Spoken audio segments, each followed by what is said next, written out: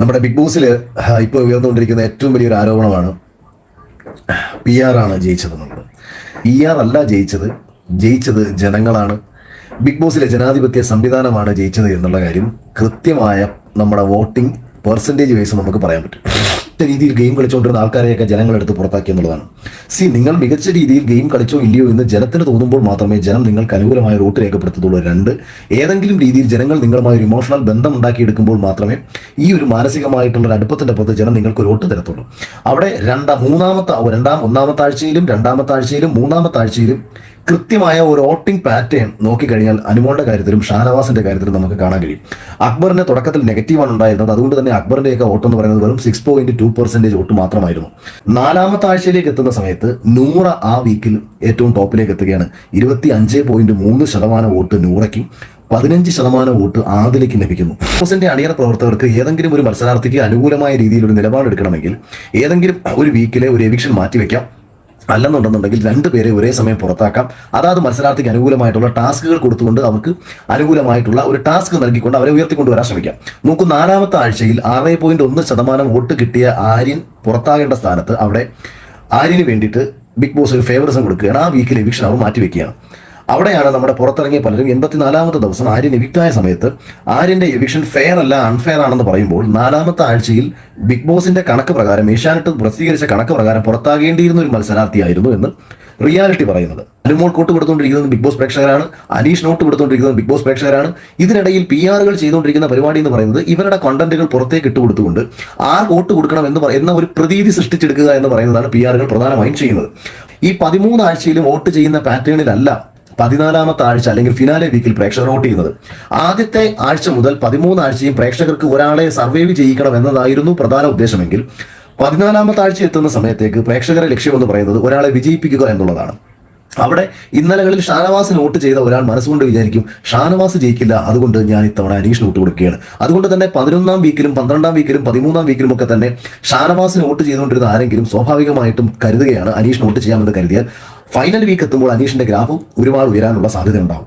പക്ഷേ ഇവിടെ അനുമോൾക്ക് എവിടെയാണ് ഈ ഒരു സാഹചര്യത്തിൽ വലിയ രീതിയിലുള്ള വോട്ടിംഗ് കുതിച്ചുകയറ്റം ഉണ്ടാക്കിയതെന്ന് ചോദിച്ചാൽ അവിടെയാണ് ഞാൻ കഴിഞ്ഞ ദിവസം സംസാരിച്ച പുറത്തുനിന്ന് വന്ന വിഡ്ഢികളായിട്ടുള്ള കണ്ടസ്റ്റന്റുകൾ അകത്ത് കയറി അനുമോളെടുത്തും അവിടെ കാണിച്ചു കൂട്ടിയിട്ടുള്ള വിവരക്കേടുകളും അനുമോൾക്ക് അനുഭവിക്കേണ്ടി വന്ന മാനസിക ബുദ്ധിമുട്ടുകളും സാഹചര്യങ്ങളും എല്ലാം തന്നെ പ്രേക്ഷകർക്കിടയിൽ ഒരു ഇമ്പാക്ട് സൃഷ്ടിക്കുകയും ആ ഇമ്പാക്റ്റിന്റെ അടിസ്ഥാനത്തിൽ പ്രതീക്ഷിച്ചതിന് മുകളിലേക്കുള്ള ഒരു വേരിയേഷനിൽ അനുമോൾക്ക് വിജയിക്കാൻ കഴിയുകയും ചെയ്തു. ഞാനിത് വലിയ കാര്യമായിട്ട് ഈ വോട്ടിംഗ് പാറ്റേൺ പറയുന്ന സമയത്ത് ഈ കോണ്ടംപട്ടി ഉണ്ടായിട്ടുള്ള കുറേ അമ്മമാർ ഒന്നും മെസ്സേജ് അയക്കുന്നുണ്ട്. ഇവരൊന്നും ഈ ഭൂമിയിൽ ജനിക്കേണ്ട ആൾക്കാരായിരുന്നില്ല ഈ മെസ്സേജ് അയക്കുന്നതിൽ പലതും. നിങ്ങൾക്ക് പറ്റിയ പ്ലാറ്റ്ഫോം എന്ന് പറയുന്നത് ഞാൻ നേരെ നിങ്ങൾ പോവുക, കുറേ അലവലാദികളിൽ നിന്ന് ലൈവ് ഇടുന്നുണ്ട്, അവിടേക്ക് പോവുക, അത് കണ്ടുകൊണ്ടിരിക്കുക. അല്ലാതെ നിങ്ങൾക്ക് മനസ്സിലാകാത്ത കാര്യങ്ങൾ കേൾക്കാൻ നിൽക്കേണ്ട കാര്യമില്ല. നിങ്ങൾക്ക് അറിഞ്ഞുകൂടാത്ത വിഷയങ്ങളെ പറ്റി നിങ്ങൾ കേൾക്കാൻ നിൽക്കേണ്ട കാര്യമില്ല.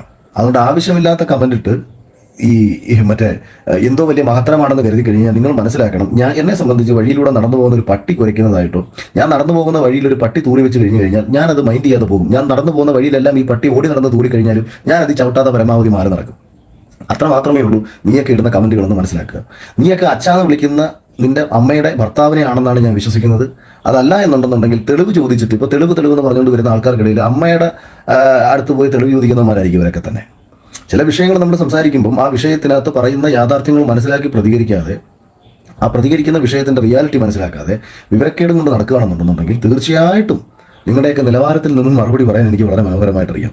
പ്രേക്ഷകർക്ക് മത്സരാർത്ഥികളെ കണക്ട് ആകുന്നതിന് പല കാരണങ്ങളുണ്ടെന്ന് നിങ്ങൾ മനസ്സിലാക്കുക. അത്തരം കാരണങ്ങളിലൂടെ ഏതെങ്കിലും മത്സരാർത്ഥികളുമായിട്ട് പ്രേക്ഷകർ കണക്ട് ആയിട്ടുണ്ടെന്നുണ്ടെങ്കിൽ അതിനെ അംഗീകരിക്കുക. ഷോയാണ് നിങ്ങൾ സ്നേഹിക്കുന്നുണ്ടെങ്കിൽ അംഗീകരിക്കുക. അതല്ല നിങ്ങൾക്ക് നിങ്ങളുടെ വിവരക്കേട് കൊണ്ട് നിങ്ങൾ ഇങ്ങനെ പോകണമെന്നുണ്ടെന്നുണ്ടെങ്കിൽ നിങ്ങൾ ഒരു കാലത്തും ജീവിതത്തിൽ ജയിക്കത്തില്ല എന്ന് നിങ്ങൾ മനസ്സിലാക്കുക. നമ്മൾ ജീവിതത്തിൽ വിജയിക്കണമെന്നുണ്ടെങ്കിൽ വിജയിച്ചവർ എങ്ങനെയാണ് വിജയിച്ചതെന്ന് തിരിച്ചറിയുക, വിജയിച്ചവരുടെ സ്ട്രാറ്റജി നമ്മൾ പഠിക്കുക. അല്ലാതെ വിവരക്കേടും വിളമ്പിക്കൊണ്ട് നടന്നു കഴിഞ്ഞാൽ ജീവിതത്തിൽ മുന്നോട്ട് പോകാൻ പറ്റത്തില്ലെന്ന് മനസ്സിലാക്കുക. ഇപ്പോൾ നിങ്ങൾ ഈ കമന്റ് ബോക്സിൽ വന്നിട്ട് നിങ്ങൾ 4 കമന്റ് ഇട്ടാൽ യാതൊരു പ്രശ്നമില്ല. കാര്യം യൂട്യൂബിന് അറിയത്തില്ല നിങ്ങളിടുന്ന കമന്റ് എന്നെ അനുകൂലിച്ചിട്ടുള്ള കമന്റാണോ നിങ്ങൾ എന്നെ എതിർത്തിട്ടുള്ള കമന്റാണോ എന്ന് യൂട്യൂബിന് അറിയത്തില്ല. യൂട്യൂബ് വിചാരിക്കുന്നത് വലിയ കാര്യമായ രീതിയിൽ ഇതിനകത്ത് റിയാക്ഷൻ നടക്കുന്നുണ്ടെന്നുള്ളതാണ്. അപ്പോൾ യൂട്യൂബ് എന്ത് ചെയ്യും, എൻ്റെ RPM വാല്യൂവിന് കുറച്ചും കൂടെ റേറ്റ് കൂട്ടി തരും, റവന്യൂ പെർ മിനിറ്റ് എനിക്ക് കൂടും, സ്വാഭാവികമായിട്ടും എനിക്ക് പൈസ കിട്ടും. അപ്പോൾ എനിക്ക് പൈസ ഉണ്ടാക്കി തരാൻ വേണ്ടിയിട്ട് നിങ്ങൾ ഇവിടെ വന്ന് തെറി വിളിച്ചാലും എനിക്ക് സന്തോഷമേ ഉള്ളൂ, നിങ്ങളിവിടെ വന്ന് അനുകൂലിച്ചാലും എനിക്ക് സന്തോഷമേ ഉള്ളൂ. അതുകൊണ്ട് വിവരം കേട്ട വിട്ടികളെ വല്ലവനും പറയുന്നതും കേട്ട് അടിമയെ പോലെ ജീവിക്കാതെ അവനവൻ്റെ കാര്യം നോക്കി ജീവിക്കാൻ നോക്കും. ജിൻഡോയുടെ വിജയത്തെയും ഞാൻ ഒരിക്കൽ പോലും ആക്ഷേപിച്ച് സംസാരിച്ചിട്ടില്ല. അനുമോളുടെ വിജയത്തെ പറ്റി ആക്ഷേപിച്ച് സംസാരിക്കാൻ പോകുന്നില്ല. ആര് വിജയിച്ചാലും, ലോകത്ത് ആര് ഏത് മേഖലയിൽ വിജയിച്ചാലും വിജയിക്കുന്ന ഒരാളെ അംഗീകരിക്കുക എന്ന് പറയുന്നതാണ്. ഇനി അയാൾ മോശമാണെന്നുണ്ടെന്നുണ്ടെങ്കിൽ നമ്മൾ അതിനെക്കാട്ടി മികച്ചതാവുക എന്ന് പറയുന്നത് മാത്രമാണ് എൻ്റെ കാഴ്ചപ്പാട്. ഫിനാലയിൽ പല ആൾക്കാർക്കും ഒരു കൺഫ്യൂഷൻ ഉണ്ടായിട്ടുണ്ട്.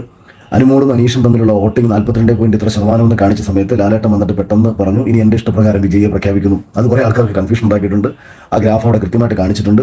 57% വോട്ട് കിട്ടിയാണ് അനുമോൾ വിജയിച്ചത്. 42% വോട്ടാണ് അനീഷിന് ലഭിച്ചത്. 42% വോട്ട് അനീഷിന് ലഭിച്ചിട്ടുണ്ടെന്നുണ്ടെങ്കിൽ തീർച്ചയായിട്ടും അത്രയും ആൾക്കാർക്ക് അനീഷിനോട് ഇഷ്ടമുണ്ടായതുകൊണ്ടാണ്. അത്രയും ആൾക്കാർക്ക് മാനസികമായ ബുദ്ധിമുട്ടുണ്ടാവും. അത്രയും ആൾക്കാരും വന്നിരുന്നിട്ട് മറ്റുള്ളവരെ കുറ്റം പറയും. അത് സ്വാഭാവികമാണ്. പക്ഷേ ഇതിൻ്റെ റിയാലിറ്റി, ഈ ഷോയുടെ റിയാലിറ്റി, ഇതിൻ്റെ വോട്ടിങ്ങിൻ്റെ റിയാലിറ്റി കൃത്യമായി കണ്ടുകൊണ്ടിരിക്കുന്ന കാര്യങ്ങൾ, ഇതെല്ലാം സമൂഹത്തോട് പറയാൻ വേണ്ടി മാത്രമാണ് ഇപ്പോൾ ലൈവിൽ വന്നത്.